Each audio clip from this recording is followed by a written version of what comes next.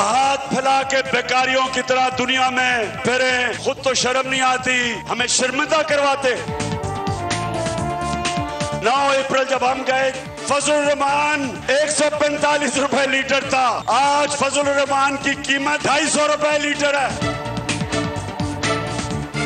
फितने आते हैं, इस तरह के एक फितने से हमारा वास्ता है, लेकिन इंशाअल्लाह इस फितने का सर हम कुचल चुके हैं। अब आपकी हुकूमत दोबारा नहीं है। बिस्मिल्लाहिर्रहमानिर्रहीम, अस्सलाम वालेकुम। प्रोग्राम न्यूज़ बीट के साथ मैं हूं आपका मेज़बान सैयद फवाद ज़ैदी। शो की मुस्तकिल मेज़बान पारस जहांज़ेब छुट्टी पर हैं, इसलिए शो की मेज़बानी नाज़रीन मेरे से है। नाज़रीन, इमरान खान ने कहा है कि उनके इनकलाब को अगर रोका गया तो किसी के हाथ कुछ नहीं आएगा। वो इनकलाब लाने की बात एक ऐसे वक्त में कर रहे हैं जब मुल्क का 1/3 हिस्सा सैलाब में डूब रहा है। 3 करोड़ से ज़ायद लोग बेघर हैं। मुल्क में ग़िज़ाई बहरान जन्म लेने का ख़दशा है और इस वक्त पूरे मुल्क का सबसे बड़ा चैलेंज उन मुतासरीन की बहाली है। ऐसे वक्त में हर रोज़ एक ही बात दोहराना कि इलेक्शन ना करवाए गए तो वो इस्लामाबाद पर चढ़ाई की कॉल देंगे, कितना ज़िम्मेदाराना रवैया है। और जिस सियासी अदम इस्तेहकाम की बात इमरान खान साहब कर रहे हैं, इस अदम इस्तेहकाम को पैदा करने और बरकरार रखने में उनका अपना हिस्सा कितना है, इस पर आज शो में बात करेंगे। हमें ज्वाइन कर रहे हैं सीनियर तज़कियाकार जनाब फ़ारूक हमीद साहब, मुस्लिम लीग नून के एमएनए जनाब अली गौहर बलूच साहब हमारे साथ मौजूद हैं, और पाकिस्तान पीपल्स पार्टी के बैरिस्टर आमिर हसन साहब भी हमें ज्वाइन कर रहे हैं। आप तमाम मौजूद मेहमानों का बहुत बहुत शुक्रिया। गुफ्तगू का आगाज़ अली गौहर बलूच साहब आपसे कर लेता हूँ। वज़ीर आज़म शहबाज शरीफ समरकंद से लंदन चले गए हैं, जहाँ वो मलिका बरतानिया की आखिरी रसूमात में भी शिरकत करेंगे, और आज उन्होंने मियाँ मोहम्मद नवाज़ शरीफ से भी मुलाकात की है। इस मुलाकात का एजेंडा क्या था और क्या अहम फैसले हो सकते हैं? लंदन से क्या बड़ी खबर आ सकती है? अली गौहर बलूच साहब। बिस्मिल्लाहिर्रहमानिर्रहीम। देखें, बात यह है कि शहबाज शरीफ साहब जो लंदन गए हैं उसकी बुनियादी वजह तो ज़ाहिर है वो मलका की जो आखिरी रसूमात हैं उनमें शमूलियत है, और साथ ही साथ ज़ाहिर है कि पार्टी अमूर जितने भी हैं उसमें मियाँ मोहम्मद नवाज़ शरीफ साहब की मशावरत के साथ ही चलते हैं, और वही हमारे पार्टी के कायद हैं। शहबाज शरीफ साहब से लेकर मरियम नवाज़ साहिबा हों, हमजा शहबाज साहब हों, या हमारी पार्टी की जितनी भी सीनियर लीडरशिप है वो मियाँ नवाज़ शरीफ साहब की ज़ेर क़यादत ही काम कर रही है। और मैं समझता हूँ कि जितने भी पार्टी के अहम अमूर हैं वो उधर यकीनी तौर पर ज़ेर बहस आएंगे, और उसके बाद जो है मतलब है कि वो जो भी कुछ चीज़ें ऐसी होती हैं जो डिस्कस की जाती हैं मियाँ साहब के साथ, वो ज़ाहिर है जब हमारी बाकी सीनियर लीडरशिप भी गई है तो वो मामलात उनसे डिस्कस होंगे। और ये बड़ी अहम चीज़ है, और पाकिस्तान तहरीक इंसाफ का एतराज़ भी यही है अली गौहर बलूच साहब कि मियाँ शहबाज शरीफ बाइख्तियार वज़ीर आज़म नहीं है, उनको तमाम फैसले लंदन से ही पूछ कर करने पड़ रहे हैं। वो ये भी कह रहे हैं कि नवाज़ शरीफ बेशक मुस्लिम लीग नून के लीडर हैं लेकिन सज़ा याफ्ता भी हैं, और अदलिया ने तो उन्हें मफरूर भी करार दिया हुआ है। एक ऐसे शख्स से कैसे मशवरा किया जा सकता है पाकिस्तान के मुस्तक़बिल को लेकर? देखिए, बात यह है कि यही तो इमरान खान साहब का हसद और जेलसपन है कि उनको मियाँ नवाज़ शरीफ साहब की ज़ात से बड़ी तकलीफ़ है, और उनको पता है कि हमारी पार्टी के जितने भी मामलात हैं हमारे कायद मियाँ नवाज़ शरीफ साहब हैं, और शहबाज शरीफ साहब के भी पार्टी कायद वही हैं। एज़ आ प्राइम मिनिस्टर जो हुकूमती मामलात हैं वो शहबाज शरीफ साहब ही चला रहे हैं, लेकिन जो अहम मामलात होते हैं वो जितने भी अहम हों उनमें मियाँ नवाज़ शरीफ साहब की मशावरत ज़रूरी है, और उनकी मशावरत के बगैर वो फ़ाइनल नहीं होते। तो इसमें तो कोई मज़ाइका वाली बात नहीं। अगर हमारी पार्टी के वो कायद हैं तो इसमें कानूनी और असूली तौर पर तो कोई अज़ा हुक्म नहीं। ये अलबत्ता जो उनकी तकलीफ़ है उसका अज़ाला हम नहीं कर सकते, क्योंकि उनकी तकलीफ़ ही यही है कि मियाँ नवाज़ शरीफ साहब वो लीडर हैं जो 3 बार मुल्क के वज़ीर आज़म रहे हैं, जिन्होंने मुल्क की अच्छा, लेकिन यहाँ पर तो इमरान खान साहब मुसलसल इलेक्शन की बात कर रहे हैं ना, तो क्या हम ये समझें कि मियाँ शहबाज शरीफ वहाँ पर मियाँ नवाज़ शरीफ से जो मुलाकात करने गए हैं उसमें इलेक्शन के हवाले से भी मशवरा लेंगे? क्या अर्ली इलेक्शन करवा दिए जाएँ या नहीं करवाए जाएँ? कोई मशवरा देंगे मियाँ शहबाज शरीफ मियाँ नवाज़ शरीफ से मशवरा लेंगे कोई? देखें, मैं जैसे कि पहले अर्ज़ कर रहा था कि पाकिस्तान की आपको तारीख़ में पता है कि जो मतलब है चागी के मकाम के ऊपर धमाके हुए थे और उस वक्त हमारे मुल्क के ऊपर अमेरिका का कितना प्रेशर था, जिसको कि मियां नवाज शरीफ साहब ने अपने जूते की नोक पर रखा था और एटमी धमाके करके पाकिस्तान के कोई सलामती को और पाकिस्तान के दिफा को नाकाबिल तस्खीर बनाया था और पूरी कौम का जो है वो सर फ़ख्र से बुलंद किया पूरी बैनुल अक़वामी दुनिया में। इसी तरह से जो मतलब है कि मामलात जिनके लिए मुशावरत का सिलसिला जारी है और यकीनी तौर पर उनमें मियां नवाज शरीफ साहब के राय जो है वो इंतहाई अहमियत रखती है। तो इसमें तो कोई दूसरी राय नहीं है कि जितने भी पाकिस्तान के और मुस्लिम लीग के और हुकूमती वो क्या मसाइल हैं, वो क्या मसाइल हैं जिनके ऊपर मुशावरत हो रही है वहाँ पर लंदन में? देखें, वो हर तरह के मसाइल हैं। ज़ाहिर है मुल्क सैलाब की जद में है और इस वक्त जो है मतलब है कि पाकिस्तान का आप देख लें कि ज़्यादातर अवाम जो हैं वो उससे मुतासर हुए हैं। सिंध में और बलूचिस्तान में जो सूरत हाल है वो भी डिस्कस हुई होगी। पंजाब में जिस तरह से कि इस लाडले को दोबारा इक़्तिदार दिलवाया गया और उस पर भी मुशावरत हो रही है कि किसी जमहूरी तरीके के साथ जो है वो इत्तेहादियों की हुकूमत दोबारा पंजाब में कायम की जाए, जो हमारा मैंडेट छीना हुआ है इन्होंने। और इसके अलावा जितने भी दीगर अहम मामलात हैं उन तमाम पर मियां नवाज शरीफ साहब की मुशावरत होगी।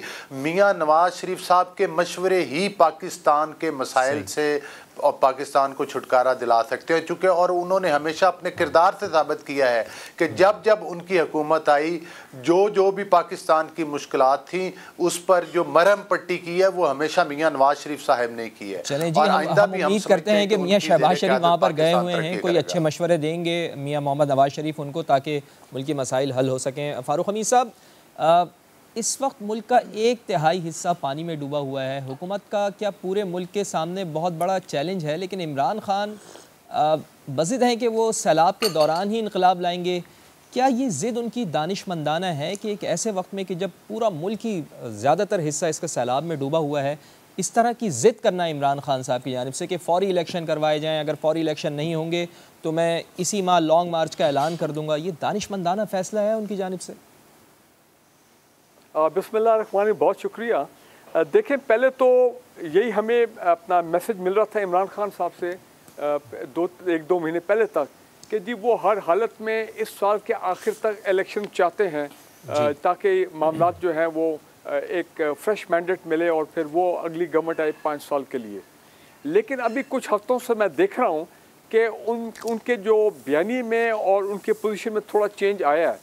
अच्छा। अब गालिबन वो इतने बज़िद नहीं हैं कि इलेक्शन हो इसी साल हो, दिसंबर तक हो, क्योंकि प्रेसिडेंट आरिफ अलवी साहब ने जो कामरान खान साहब को इंटरव्यू दिया था 5 दिन पहले, वो मैंने पूरा सुना। उसमें उन्होंने क्लियरली ये बात की थी कि ज़रूरी नहीं, फ्लेक्सिबिलिटी शो करनी चाहिए, ये फ्यू मंथ्स हेयर, कुछ महीने इधर कुछ महीने उधर। मतलब ये कि वो अलवी साहब भी इस बात का इशारा दे रहे थे कि अपना स्ट्रॉन्ग पोजीशन, रिजिड पोजीशन नहीं होनी चाहिए, कोई गिव एंड टेक होना चाहिए और कोई दरमियानी रास्ता टाइप सूरत हाल निकालना चाहिए। और उससे तो हमें यह, और बल्कि उन्होंने ये भी कह दिया कि आप दुआ करें कि। लेकिन आपको लगता है कि इमरान खान साहब दरमियान में आ जाएंगे, दरमियानी रास्ते की जो बात हो रही है उसको कबूल कर लेंगे?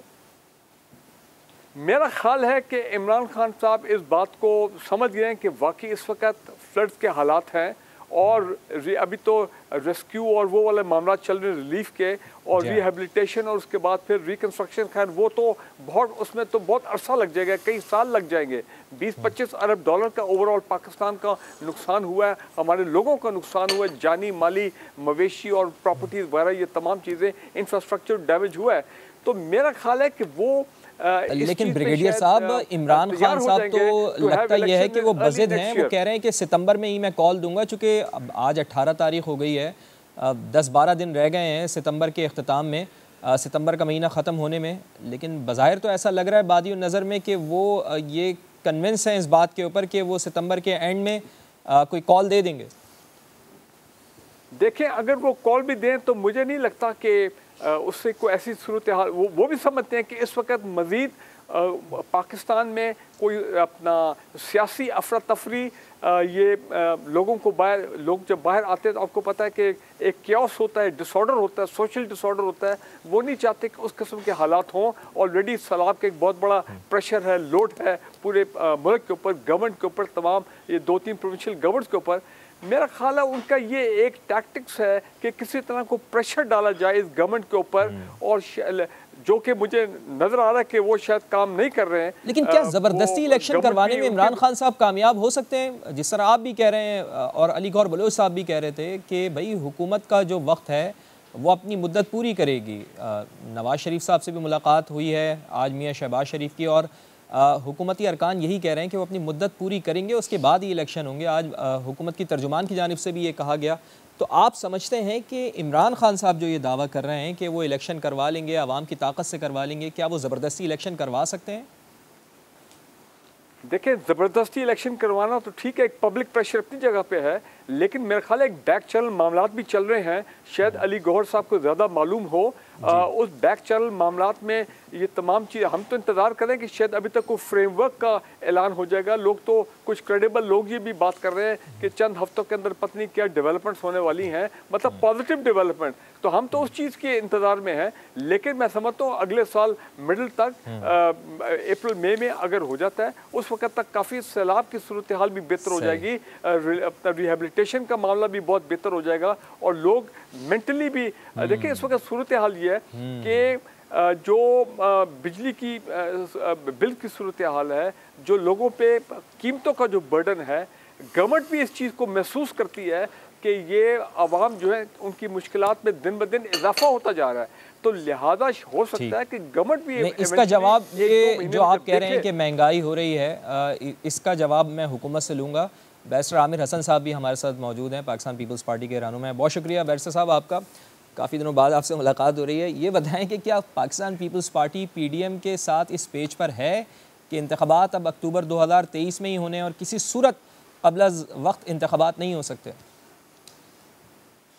देखिए, मेरे ख्याल से इत्तेहादी हुकूमत में मौजूद तमाम जमातों का पहले दिन से ये स्टांस है, लेकिन जैसे जैसे हालात अब मुश्किल तरीन हालात सामने आते रहे हैं, बिलखसूस अब जो पाकिस्तान के अंदर शदीद बारिशों से और सैलाब की जो सूरत हाल है, उसके बाद तो आज हर शख्स सिवाय इमरान खान के पता उन्हें भी है कि इलेक्शंस नहीं हो सकते हैं, लेकिन एक ज़िद है, हट धर्मी है, जिससे इमरान खान का बाज आना मेरे ख्याल से शायद नामुमकिन है उन्हें ठीक करना।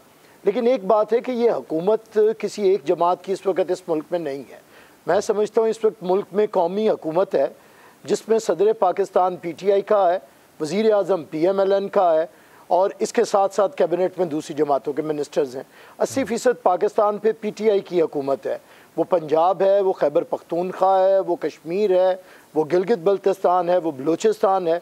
तो जब इमरान खान की हुकूमत सबसे ज़्यादा हिस्से में है, तो उसके बाद इमरान खान ये अपोजिशन लीडर का रोल प्ले करके ये मुनाफिकाना रवैया कब तर्क करेंगे, और उनके इस मुनाफिकाना रवैये से जो नुकसान मुल्क को हो रहा है, और बिलखसूस जो 3.5 करोड़ लोग इस वक्त सैलाब की बदतरीन सैलाब को का सामना कर रहे हैं, और जब वो देखते हैं कि इमरान खान की जो डेस्परेशन है इक़्तिदार के लिए, कुर्सी के लिए, जिस तरह वो बावले हुए फिरते हैं, हर वक्त गालम गलोच, मार दूंगा, मर जाऊंगा, अदलिया को धमकियाँ, इस्टेब्लिशमेंट को धमकियाँ, सियासी क़यादत को तो खैर उन्होंने हमेशा से इसी तरह हरफ दुश्नाम ही दिया है, मतलब किसी को भी इमरान खान नहीं छोड़े। और आज इमरान खान अपने ही लोगों साहब आप लोग डिलीवर नहीं कर रहे ना, इस वजह से तो वो ये कह रहे हैं कि इलेक्शन दे दिए जाएं, चूँकि वो ये कह रहे हैं कि भाई अगर इक़्तिदार आपके पास रहा, आपके हाथों में रहा, तो पाकिस्तान को नाकाबिले तलाफ़ी नुकसान हो सकता है।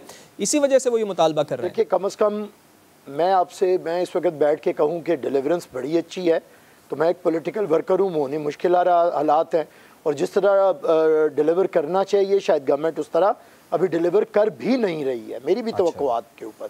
लेकिन बहरहाल ये कोई और तो बात कर सकता है। इमरान खान जिसकी पुअरेस्ट परफॉर्मेंस हो पाकिस्तान की हिस्ट्री में गवर्नमेंट की, वो किस तरह ये बात कर सकता है कि गवर्नमेंट डिलीवर नहीं कर रही, और जिसके एग्रीमेंट्स की वजह से ये हुकूमत मुसीबत में फंसी हो। ये IMF के साथ अगर कोई मुआहदे करके गया है और उसे तोड़ता रहा है, उसे ख़राब करता रहा है। ये कौन शख्स है जिसने ये सारा काम किया था? और आज भी कौन है कि जो पाकिस्तान के अंदर चाहता है कि पाकिस्तान श्रीलंका की तरह बन जाए? कभी कहता है इसके 3 टुकड़े हो जाए, कभी मतलब इस किस्म की कौन गुफ्तगू कर रहा है? आपके सामने है।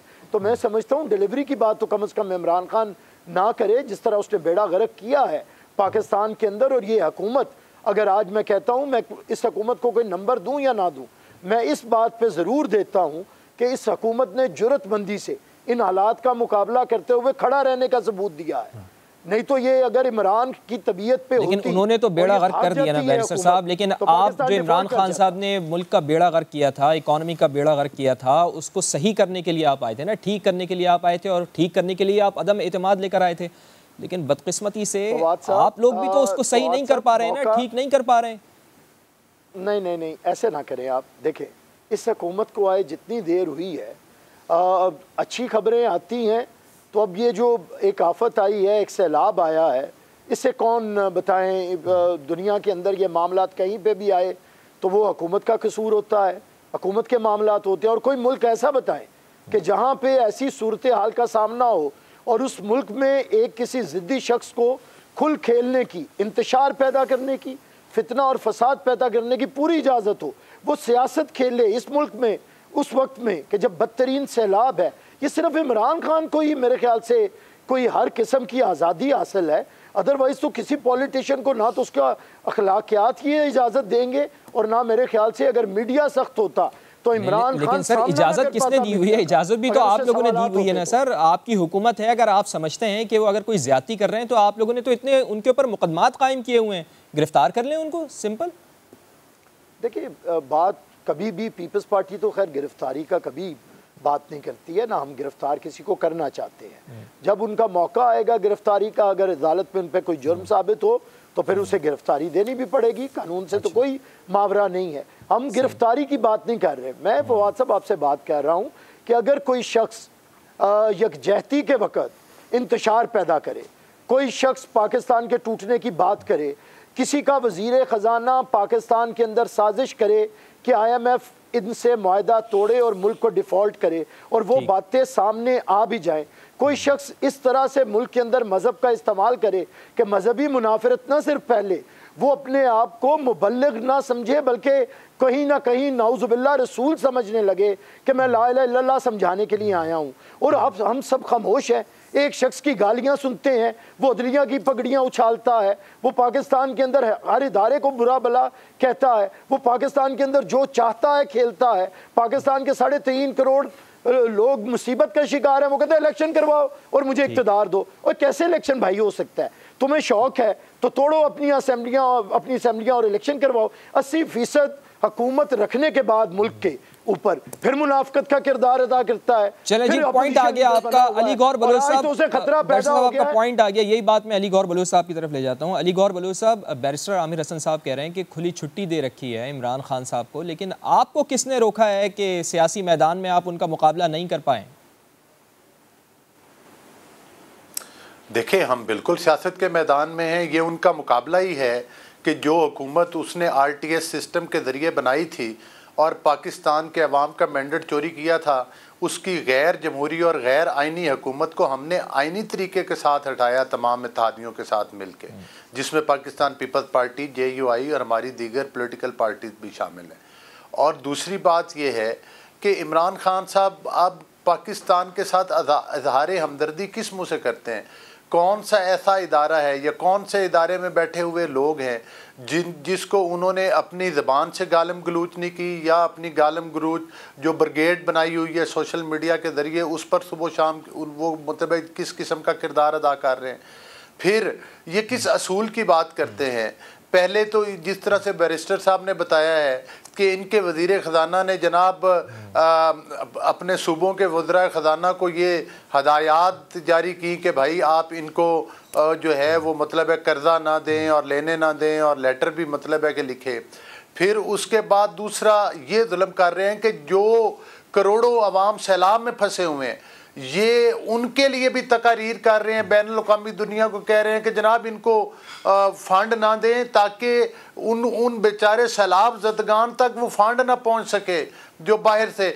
जब इनके वक्त में कोरोना आया था तो जितना कोरोना का फंड इन्होंने इकट्ठा किया था वो सारा का सारा हड़प कर गए थे जो बैनुल अक़वामी दुनिया ने दिया था। और ये मैं बात की हद तक नहीं कह रहा, इन्हीं के वक्त के ऑडिटर जनरल जो थे, आप रिकॉर्ड निकलवा के देख लें, उन्होंने लेटर लिखे कि इसमें घपला हुआ है। और अभी जो KPK में फ़ंड गए हैं उसमें भी इन्होंने सैलाब ज़दगान के फ़ंड भी खाए हैं।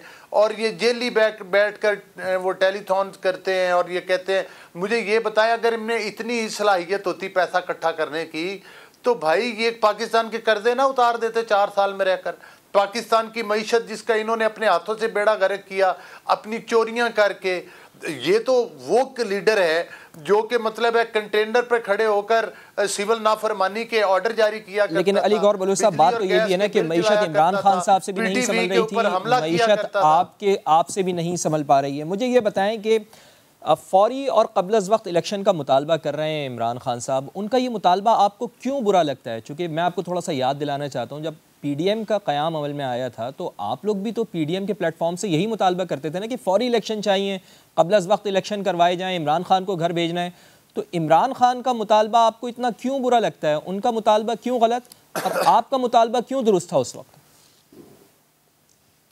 देखिए बात यह है, हमारे मुतालबे की बुनियादी वजह ये थी कि ये वोट चुरा कर आए थे और जब इनका इलेक्शन हुआ था पाकिस्तान की तमाम पॉलिटिकल पार्टीज़ ने इलेक्शन कमीशन के बाहर एक मुजाहरा किया था जिसमें उनका मुतालबा था कि इसने इलेक्शन रिग्ड किए हैं, ये RTS सिस्टम की पैदावार है और ये पार्टियां इसके लिए तोड़ी गई, इसके सियासी मुखालफिन के ऊपर झूठे मुकदमात बनाए गए, उनको जेलों में बंद किया गया। इधर जरदारी साहब पर मुकदमे बने, इधर उनकी हमशीरा पर मुकदमे बने, इधर मियाँ नवाज शरीफ, शहबाज शरीफ साहब, हमजा साहब 2-2 साल जेलों में रहे। हमारी तमाम सीनियर लीडरशिप दीगर इमरान खान के ऊपर भी तो मुकदमे बन रहे हैं, हसन इकबाल, राना सनाउल्लाह देखें। लेकिन आज भी वो निज़ाम के लाडले हैं, उनके ऊपर यही देख लेना तौहीन अदालत में यूसुफ रज़ा गिलानी को सज़ा हुई, तलाल चौधरी को हुई, दानियाल अजीज़ को हुई, निहाल हाशमी को हुई। अदालत खुद कह रही है कि हम ऑलरेडी इमरान खान को 3 दफा अदालत अभी तो उनके ऊपर केस शुरू है, अभी तो प्रोसीडिंग्स होनी है, हियरिंग होनी है, उसके बाद तो फैसले होने। भी लाडले इस तरह से लाडले ऐसे हैं जिस तरह से कि पंजाब की हुकूमत उनको दोबारा दी गई कि एक फैसला पहले आया, जिन लोगों ने हमजा शहबाज को वोट दिए उनको डिस्क्वालीफाई भी किया गया और उसके बाद उनका वोट जो था वो भी काउंट ना किया गया। जब इमरान खान की बारी आई तो फिर आपने देखा कि उसके वो बंदों को डिस्क्वालीफाई भी नहीं किया गया, हालांकि चौधरी शुजात साहब ने लेटर दिया हुआ है। ये वो फेवर के तरीके हैं जिससे पता चलता है लाला इदम है। आज भी अदालत के अंदर इमरान खान साहब को जो है मतलब है वो खड़े तो हैं, लेकिन देखते हैं आगे। हम तो तवक्को करते हैं कि अदालत इंसाफ करेगी, लेकिन मकसद ये है। मुझे एक ब्रेक लेनी है साहब, मैं आपकी तरफ आऊँगा ब्रेक के बाद। और जो बात कर रहे हैं अली गौहर बलूच साहब और बैरिस्टर आमिर हसन साहब ने भी ये कहा, उनकी बात से तासुर यही मिलता है कि इमरान खान साहब इस वक्त भी निज़ाम के लाडले हैं। तो आखिर वो कैसे लाडले हैं, ये सवाल रखेंगे हम ब्रिगेडियर फारूक हमीद साहब के पास। एक ब्रेक के बाद हमारे साथ रहिए।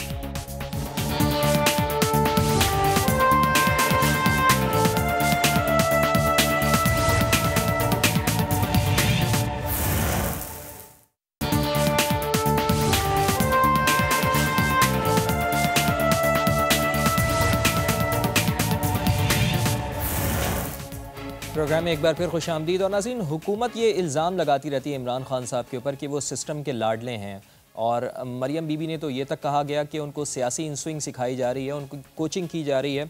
तो ब्रिगेडियर साहब, क्या वाकई वो लाडले हैं और इमरान खान साहब की कोचिंग की जा रही है और अगर कोचिंग की जा रही है तो किसकी जानिब से की जा रही है? और ये भी कहा जा रहा है कि इमरान खान साहब के इस्टेब्लिशमेंट के साथ राब्ते भी हो रहे हैं और बातचीत भी शुरू हो गई है। क्या ये अच्छी बात है या ये इमरान खान के अपने बयानिए से यू टर्न तो नहीं है? देखिए, अगर इमरान खान साहब का कोई इस्टेब्लिशमेंट के साथ रब्ता है, जिस तरह पीछे चंद दिनों में बड़ी खबरें आई हैं, तो उसमें कोई हर्ज नहीं है, क्योंकि तमाम स्टेक होल्डर ने मिलकर पाकिस्तान को क्राइसिस से निकालना है।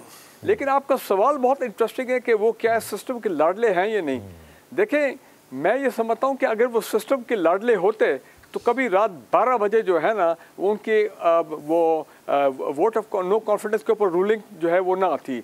अगर वो सिस्टम के लाडले होते तो ये जिस तरह माजी में भी हमारे बड़े पॉलिटिकल लीडर्स हैं उनके पास हर किस्म के केस बने, इनके ऊपर भी दहशतगर्दी का केस, तोशाखाना का केस, कंटेम्प्ट ऑफ कोर्ट का केस और उसके बाद फॉरेन फंडिंग वाला केस, वो केसेस भी हैं, ये पेशे में भुगत रहे हैं, कोर्ट में भी जा रहे हैं। दरअसल अगर ये लाडले हैं मेरी नज़र में, या जो मेरा पाकिस्तान की सियासत को जो मैं ऑब्जर्व करता रहा हूँ 1960s ऑनवर्ड, तो या जुल्फ़िकार अली भुट्टो शहीद थे जो वाकई अवाम के लाडले थे, या अब हम देख रहे हैं कि इमरान खान अवाम के लाडले हैं या इंटरनेशनल कम्युनिटी के लाडले हैं, और वो नज़र आ रहा है। देखें, चले हम अवाम की बात कर लेते हैं।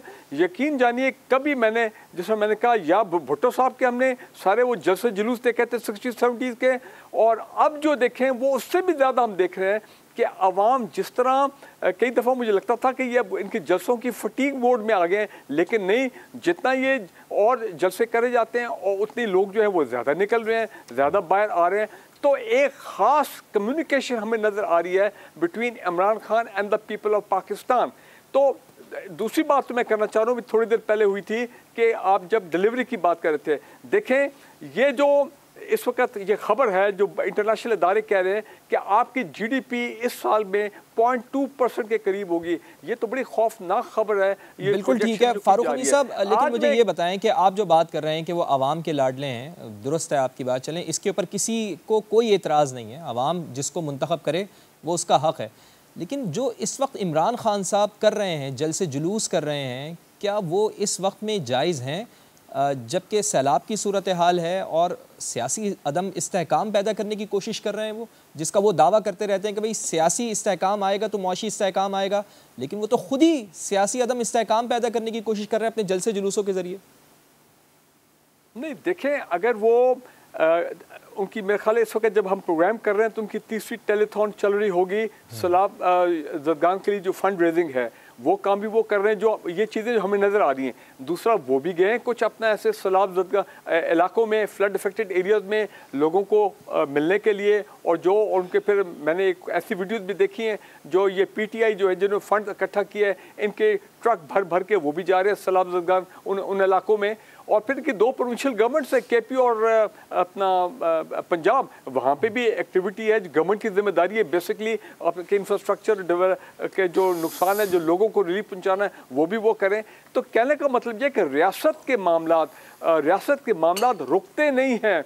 ठीक है, सियासत भी चलती है, हमारी अदलिया जो कोर्ट्स भी चल रहे हैं, केसेस भी चल रहे हैं, गवर्नमेंट भी फंक्शन कर रही है, पार्लियामेंट के इजलास भी हो रहे हैं, प्रोविंशियल गवर्नमेंट्स भी एक्टिव हैं। तो अगर वो कुछ जलसे कर रहे हैं और अपना कैंपेन लेके आगे चल रहे हैं कि जिससे वो इफेक्ट नहीं हो रहे, दो सूबों में हुकूमत होने के साथ इसके बावजूद वफाकी हुकूमत के ऊपर, वफाक के ऊपर चढ़ाई करना, क्या ये बात दुरुस्त है ब्रिगेडियर साहब? नहीं, चढ़ाई में वो देखें, ये आपने बड़ा सख्त, नहीं मैं आई एग्री विद यू कि ये वक्त नहीं है कि आप जनाब चढ़ाई कर दें और फेडरल गवर्नमेंट को पैरालाइज कर दें और प्रोविंशियल गवर्नमेंट जो है वो खुद अपना मेन रिलीफ एक्टिविटीज़ छोड़ के इमरान खान के साथ जो है ना लोग बाहर निकल आए। मैं आपकी बात मानता हूँ, लेकिन बात फिर वही आ जाती है जब कहा यह जा रहा है कि इस साल आपकी 0.2% GDP होगी, आपके पास 5 हफ्ते का इंपोर्ट का जो है रह गया। आज एक अखबार इस्लामाबाद का पढ़ा जिसने कहा हमारे पास पैसे नहीं है। GDP गिरने का जिम्मेदार कौन है, इसकी वजह क्या है ब्रिगेडियर साहब? इंपोर्ट कर सके, वजह का तयन करें। नहीं, मैं ये तो कह रहा हूँ ना कि बैठे ना, ये क्यों हट दर्मी है, क्यों रिजिडिटी है, क्यों नहीं गवर्नमेंट और ऑपोजिशन जो मिलके बैठती है, जो मेन स्टेक होल्डर्स हैं बैठे और मसले का सियासी हल निकाले। हम तो ये बार बार कह रहे हैं, तो खान साहब ये कह रहे हैं ना अगर इमरान खान को चोर है, मैं तो इनके साथ बैठना पसंद ही नहीं करता, मैं तो इनके साथ नहीं बैठूंगा, वो तो हाथ तक मिलाना पसंद नहीं करते इनसे। नहीं देखें, उनके मिनिस्टर ने कई दफ़ा ये कहा है, बल्कि अब तो इमरान खान ने भी मेरे ख्याल पीछे ये कहा था कि अगर इलेक्शन की डेट ना, अगर इलेक्शन के बारे में कमिटमेंट भी दे दें कि हाँ जी फ्री एंड फेयर इलेक्शन होंगे, तो हम बैठ के तमाम मामला उनके साथ डिस्कस कर सकते हैं। वो तो इधर तक आ गया। मैं तो समझता हूँ कि आप शराइत रखकर, शर्तें मनवाकर कोई बातचीत हो सकती है, और हमारे तो देखें ना, शराइत भी तो वो रख रहे हैं ना। नहीं, शराइत तो उनकी एक ही, अब फ्री एंड फेयर इलेक्शन, तो फ्री एंड फेयर इलेक्शन तो कोई पाकिस्तानी नहीं कहेगा कि ये फ्री एंड फेयर इलेक्शन नहीं होने चाहिए। तो इसमें ये तो कोई कमिटमेंट वाली चीज़ भी नहीं, ये तो हर प्राइम मिनिस्टर, हर रूलिंग जो पार्टी होगी, कोई पॉलिटिकल पार्टी, सब कहेंगे हाँ जी बिल्कुल फ्री फेयर इलेक्शन होना चाहिए। मैं समझता हूँ कि प्राइम मिनिस्टर साहब का जिम्मेदारी है वो इमरान खान साहब को प्रॉपर डायलॉग के लिए उनको ऑफर करें, और या अपनी टीम बनाएं और इनकी एक टीम हो और दोनों ये बैठ के फिर आपस में तमाम मुज़ाकरा जिस तरह। चलें जी, ये पॉइंट बड़ा अच्छा है आपका, लेकिन ये शायद इमरान खान साहब को मंजूर ना हो ब्रिगेडियर साहब, वो बिल्कुल भी नहीं। मेरी असेसमेंट ये है कि अगर प्राइम मिनिस्टर पाकिस्तान उनको फॉर्मली इनवाइट करते हैं for a political dialogue to sort out all these issues, तो मेरा ख्याल है कि पूरे पाकिस्तानी कौम फिर इमरान खान साहब को ब्लेम वर्दी करेगी कि जब आपको प्राइम मिनिस्टर ने ऑफर किया है आप क्यों नहीं जाके बैठ रहे हैं। ये चोर शोर वाला मंत्र छोड़ दें, वैसे भी अब सारे केसेस तो खत्म ही हो गए हैं, अब तो कोई ऐसी कोई चीज़ ही नहीं रही है। चलिए, ये सवाल मैं अली गौहर बलोच साहब की तरफ रख दूंगा। अली गौहर बलोच साहब से पूछ लेंगे कि भाई वज़ीर आज़म साहब बड़ा दिल करें, इमरान खान साहब को इन्वाइट करें, और ये बात आपकी दुरुस्त है, अगर वो फिर नहीं आते तो फिर वो सबके सामने आ जाएगी बात। लेकिन बैरिस्टर आमिर हसन साहब, ब्रिगेडियर साहब ये कह रहे हैं कि इमरान खान साहब आवाम के लाडले, वो कह रहे हैं 60 की दहाई से मैं सियासत को फॉलो कर रहा हूँ, मैंने 2 ही लीडर देखे हैं, एक जुल्फ़िकार अली भुट्टो और एक इमरान खान साहब, और ये दोनों ही आवाम के लाडले थे। तो क्या वाकई इमरान खान साहब इस वक्त आवाम के लाडले हैं? आप इस बात से अग्री करते हैं? Do you agree this? देखिए, पिछले 50-55 साल में हर एक की कोशिश रही है कि वो जुल्फ़िकार अली भुट्टो को कॉपी करे या किसी तरह कायदे अवाम बनने की कोशिश तो करते हैं, ये रही है। ये जुल्फ़िकार अली भुट्टो का वो मुकाम है जो तारीख़ ने और खुदा की देन है, और पाकिस्तान के अवाम के दिलों के अंदर शहीद जुल्फ़िकार अली भुट्टो की हुकूमत है, तो ये अल्लाह की देन है। अब कहने से तो कोई हो नहीं जाता, वो अलहदा बात है। आपने ब्रिगेडियर साहब से एक सवाल किया जिसका मैं जवाब देना चाहूँगा कि किस तरह वो निज़ाम के लाडले हैं। वो इस तरह लाडले हैं कि पाकिस्तान के अंदर 75 साल से आर्मी चीफ बनता है, और उस पर कभी भी लीडर ऑफ द अपोजिशन ना तो से अपने बयानात का मौजू बनाता है और ना पाकिस्तान के अंदर इसे मौजूए बहस बना के कोई इंतशार पैदा करता है। इमरान खान वो पहला शख्स है जो इस मामले पे भी फितना परदाजी पैदा कर रहा है। पहले उसके चीफ ऑफ स्टाफ ने कहा कि फ़ौज के निचले अफसर उठें और अपनी क़ियादत के ख़िलाफ़ बगावत करें क्योंकि जनरल्स गलत हैं और फ़ौज की अक्सरियत ये नहीं चाहती। अगर ये कोई और करता तो ब्रिगेडियर साहब फौज में रहे हैं, आज भी उधर से पेंशन लेते हैं, उन्हें पता होगा। उनके बयान को तो अच्छा नहीं समझा गया ना सर, और उनके खिलाफ केस भी चल रहा है इसके ऊपर। नहीं, ख़त्म नहीं हुआ, बेल हुई है, केस तो मौजूद है। जब बाइज्जत बरी होंगे तो फिर बात होगी। मैं अभी बात कर रहा हूँ। अच्छा, दूसरा आर्मी चीफ के मामले के ऊपर जो इमरान खान ने मैं कह रहा हूँ फितना पैदा किया है, क्या कभी किसी सियासी लीडर ने किया है?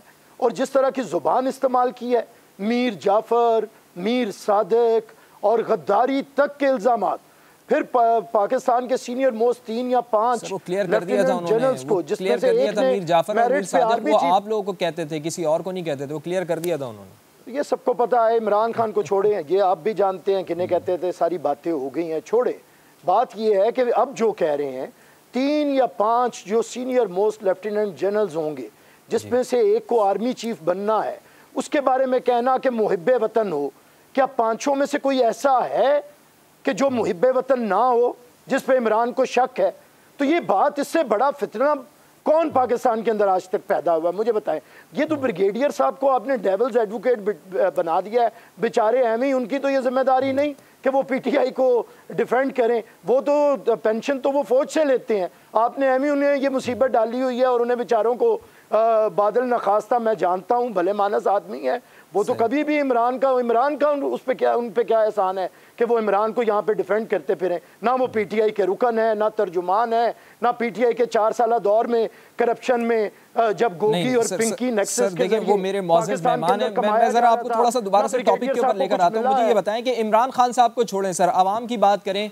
इमरान खान साहब को हटा के अगर हम आवाम की बात करें तो आवाम के रिलीफ के लिए आप क्या कर रहे हैं? मिफ्ता इस्माइल साहब का बयान आपके सामने है, वो कह रहे हैं जी 8 पैसे सिर्फ पेट्रोल की कीमत कम हो सकती है अगर वो भी की गई। क्या ये जलती पर तेल छिड़कने वाली बात नहीं है? एक ऐसी आवाम 70 रुकनी काबीना आप लोगों ने सर इस हुकूमत में शामिल कर ली है, क्या इसको आप डिफेंड करेंगे सर?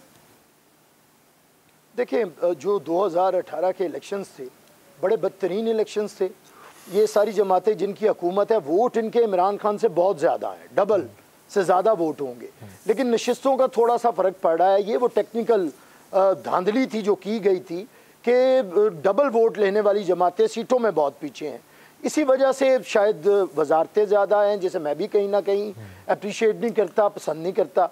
दूसरा, मिफ्ता इस्माइल साहब हो सकता है टेक्निकली ठीक हों, मैं नहीं उन्हें इतना जानता, लेकिन क्योंकि वो एक पॉलिटिकल फिगर नहीं है, आवाम की नफ्स पे उनका हाथ नहीं है और नहीं जानते, इसीलिए PMLN की क़यादत भी इवन मरियम साहिबा भी उन्हें डिसऑन करती हैं, मियाँ नवाज शरीफ भी उनसे कोई राज़ी नहीं है। तो हम समझते हैं कि जहाँ पे आज मियाँ शहबाज शरीफ गए हैं मियाँ नवाज शरीफ के पास, तो वहाँ पे जाके ये डिस्कशन भी करें कि कैबिनेट के अंदर कोई बेहतर, अगर या तो रिलीफ दे, मैं नहीं समझता, मुफ्ता साहब ने काम किया है, मुश्किल हालात में किया है, लेकिन मेरे ख्याल से PMLN के पास उससे बेहतर ऑप्शन हो सकता है। साहब नया वज़ीर ख़जाना ले आए, अब तो आपके इत्तेहादी भी कह रहे हैं डिलीवर नहीं कर पा रहे हैं मिफ्ता मेरी बात पूरी सुन लें फवाद साहब, मुझे सबसे कम मौका मिला है, मुझे बात मैंने आपको बहुत होशरुबा बिजली के बिलों में जो इजाफा है, होशरुबा जो बिजली के बिलों में इजाफा है, ये नाकाबिले बर्दाश्त है।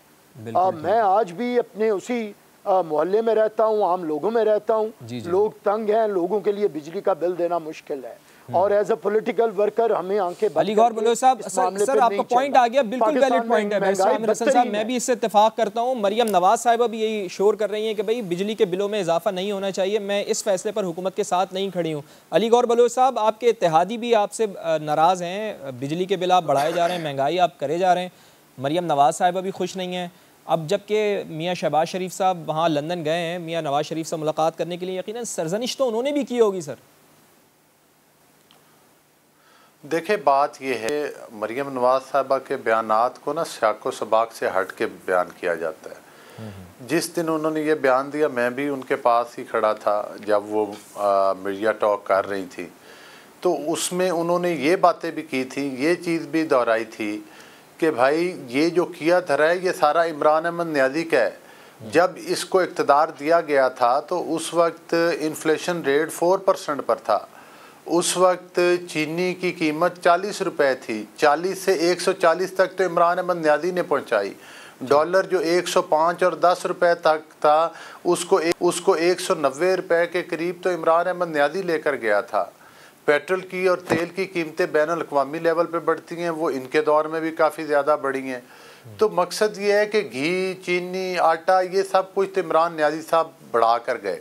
और दूसरी बात ये है कि जो मुआहदे किए IMF से, जो मुआहदे करने के बाद जो पाकिस्तान की 70 साल तारीख में सबसे बड़े कर्जे इमरान अहमद न्याजी साहब लेके और अपने हवारियों के ज़रिए हड़प करके गए। अगर हमारी मुस्लिम लीग नून की हुकूमत को 2013 से 18 में देखें तो उसमें मोटरवेज बने, CPEC जैसे प्रोजेक्ट आए, लोड शेडिंग का खात्मा हुआ, बिजली पैदा करने के कारखाने लगे। आपने देखा कि ज़रबे अज़ जैसे क्या बनाएंगे, आपकी हुकूमत का वक्त गुजर गया था, पहले 30 साल आपने हुकूमत की, तो इमरान खान साहब ने सिर्फ 3.5 साल हुकूमत की, अपने आप से उनका कंपैरिजन कैसे करते हैं? अब की बात करें, 2018 भी गुजर गया, अब 2022 में आपकी हुकूमत। जब इमरान अहमद न्याजी साहब जा रहे थे और उनको पता था कि अदम एतमाद जो है वो कामयाब होने जा रही है, तो उस वक्त आपको पता है कि वो चीज़ों की कीमतें कम करके माइंस बिछा गए, तारीखी कर्जे लेकर हड़प करके चले गए। इन बुरे हालात में मेरा ख्याल है कि मिफ्ता साहब के लिए भी मैं समझता हूँ कि यकीनी तौर पर वो और ये हमारी इत्तेहादियों की जितनी भी हुकूमत है, हमें पता था कि पाकिस्तान बचाने के लिए पाकिस्तान डिफ़ॉल्ट की तरफ जा रहा है, हमें मुश्किल फ़ैसले करने पड़ेंगे, हमें अपनी सियासत के ऊपर मैं समझता हूँ कि हमें कुर्बानी देना पड़ी, लेकिन अल्हम्दुलिल्लाह हमने पाकिस्तान को जो है वो डिफ़ॉल्ट होने से बचाया है। अब पाकिस्तान की मईशत को बेहतरी की तरफ भी लेकर जाएंगे। जो गंद 4 साल में ये डाल कर गया है उसको कुछ ठीक करने के लिए, उस मईशत को ठीक करने के लिए अभी कुछ तगोदो की जरूरत है। अभी तो इन भयानक मुआहदों के ऊपर दस्तखत इनके वज़ीर ख़ज़ाना और इनके प्राइम मिनिस्टर इमरान न्याजी के हैं। अली गौर बलोच साहब, लेकिन आवाम इस वक्त बहुत ज़्यादा तंग है, बहुत ज़्यादा परेशान है, तो कोशिश करें कि जल्द अज जल्द आवाम के लिए जो भी आपने काम करना है फौरी तौर पर उनको रिलीफ पहुँचाएँ। चूँकि जिस तरह मरियम नवाज साहिबा ने भी कहा है कि आवाम के लिए बड़ा मुश्किल हो रहा है, जितनी उनकी आमदनी है उससे ज़्यादा तो उनके ऊपर बिल आ रहे हैं। ब्रिगेडियर साहब, आप मुझे ये बताएं, बड़ी अहम चीज़ है कि फ़ौज में भी आप सर्विस कर चुके हैं, इमरान खान साहब ने जो फार्मूला पेश किया कि आर्मी चीफ़ नई हुकूमती तैनात करे और जब तक उनका स्टेटस बहाल रखा जाए, क्या इसमें आपको कोई लॉजिक लगती है? क्या ये मुमकिन है, ये हो सकता है? और क्या आर्मी का डिसिप्लिन ये कर सकता है कि भाई किसी एक शख्स की ख्वाहिश के मुताबिक चला जा सकता है? नहीं, देखें, जिस तरह पहले भी एक हफ्ते मैंने आपके प्रोग्राम में कहा था कि ये एक खाम खा एक अननेसेसरी किस्म की ये कंट्रोवर्सी क्रिएट की जा रही है, इसकी ज़रूरत नहीं है। The constitution and the law is very clear कि rule the business are very clear कि वो 3 ही इदारे हैं, एक GHQ है, मिनिस्ट्री ऑफ डिफेंस, उसके बाद the office of the prime minister of Pakistan. यही 3 हैं जिनकी कोऑर्डिनेशन जो आते हैं इस पूरे सिस्टम के अंदर, और eventually it is the prime minister जो फैसला करते हैं। तो अभी ये अपना रूलिंग कोलिशन के गवर्नमेंट के जो 2 मिनिस्टर्स हैं, उन्होंने भी ये बात बड़ी क्लियरली कह दी है कि जो फैसला होगा वो प्राइम मिनिस्टर ऑफ पाकिस्तान करेंगे। तो मेरा ख्याल है इसके ऊपर तो यानी कोई भी राय देता रहे, इससे कोई फर्क नहीं पड़ेगा ब्रिगेडियर साहब? नहीं, बिल्कुल नहीं पड़ना नहीं चाहिए, बिल्कुल फ़र्क नहीं पड़ना चाहिए, क्योंकि ये बिल्कुल प्राइम मिनिस्टर ऑफ पाकिस्तान और जो सिटिंग आर्मी चीफ हैं, ज़ाहिर बात है एक किस्म की आप कहें उनकी मशावरत है, ये जो भी आप कहें वो उससे ही जो है वो एंड में फैसला होता है, और फैसला तो प्रेरोगेटिव तो प्राइम मिनिस्टर ऑफ पाकिस्तान का है, नीचे से तो रिकमेंडेशन आती है या पूरी समरी आती है। लेकिन मैं एक बात कहना चाहता हूँ, बैरिस्टर आमिर साहब जो हैं वो आई एम ग्लैड कि उन्होंने पॉलिटिकल ग्राउंड रियलिटीज़ को तस्लीम कर लिया है। अगर 0.2% GDP हो, आटा 100 रुपए से ऊपर बढ़ जाए और वो खुद कहें कि फाइनेंस मेरे पास तमाम मौजूद मेहमानों का बहुत बहुत शुक्रिया। वक्त बिल्कुल ख़त्म हो गया है। नाज़रीन, आपका प्रोग्राम देखने का बहुत बहुत शुक्रिया। आपसे इंशाल्लाह मुलाकात होगी फिर, तब तक के लिए अल्लाह ने।